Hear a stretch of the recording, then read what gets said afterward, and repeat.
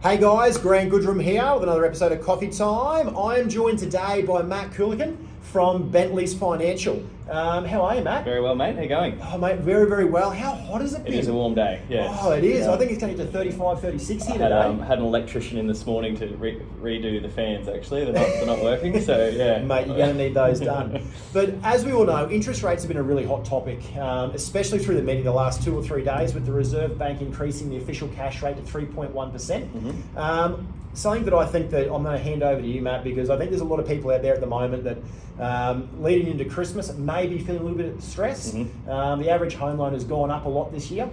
Mate, give us a bit of an idea of what's been happening out there. Significantly, and it is a hot topic. We've had 8 interest rate rises in a row, 3% in total over 8 months, which is an interesting number because it was the actual figure that the regulators put in place to ensure the lenders were putting enough of a buffer in place that if something went really wrong, when they gave someone a mortgage in March, that if rates went up by 3%, that's what they were actually pretending your interest rate was back in March. So they're pretending what they are right now. That was actually their measuring stick. They were saying, let's just put this in place to save the country if rates go right through the roof. Yeah.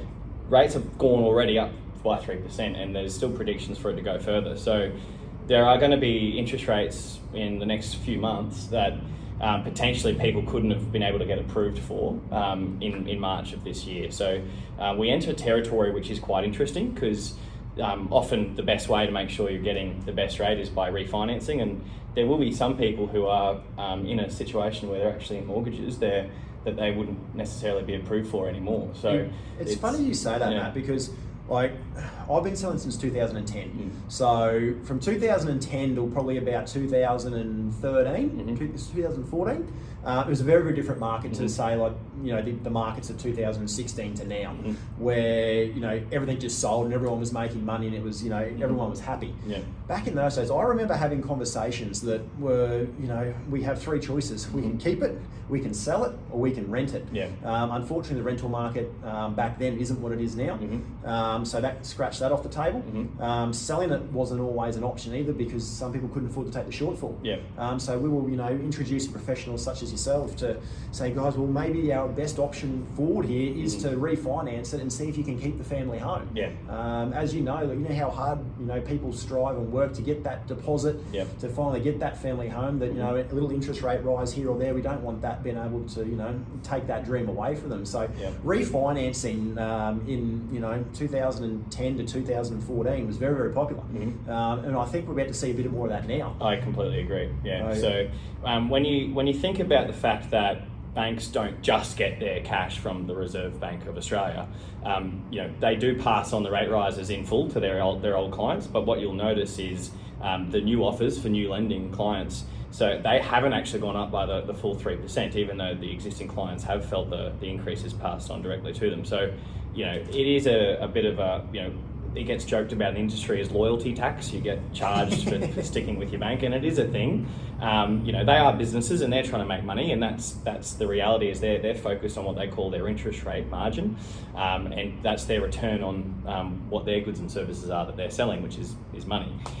So they're there to make money, and I guess you've just got to be understanding about that and work with the fact that you will probably get a better deal by looking elsewhere, and that's where it's important to have a chat to someone like myself, and I can talk you through what's out there in the market. There are banks paying $5,000 to refinance. I've actually seen that on TV. They were saying, move your mortgage here and we'll give you $4,000 or $5,000 cash back. Yeah, so there are significant offers on the table. It's a aggressive market, and I think what banks are doing, if you think of it from a point of view that they're businesses, they are trying to win new customers, and that's why they're throwing money at this refinancing from other banks, but purely because there is a bit of a slowdown, I guess.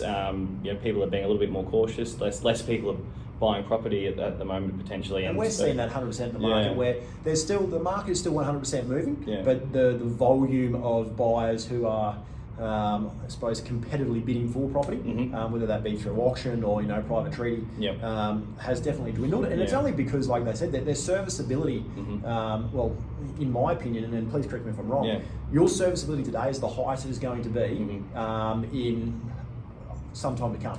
So if you were to buy a property today, it's probably the best chance you've got to buy exactly what you want at that serviceability level than what it's going to be in, say, March, April next year, because like I said, if the interest rates do keep clicking up, then your serviceability is going to come down. So some leading economists are still predicting another 0.75% of rate rises from here. So yes, which gets us very close to 4%. Yeah, very much so. So 3.85 is where it's been predicted by, I think, Westpac and ANZ. So, and then the market, markets are actually predicting even a little bit more than that. So and at the moment too, you've got a situation where a larger percentage of clients in Australia are fixed in than traditionally you'd see historically, and that's because the last few years the banks have had access to a facility from the RBA that assured cheap funding for a period of years. What happened there was you've had people fixed in at 2% for 3 years, and that they're going to start rolling off that next year.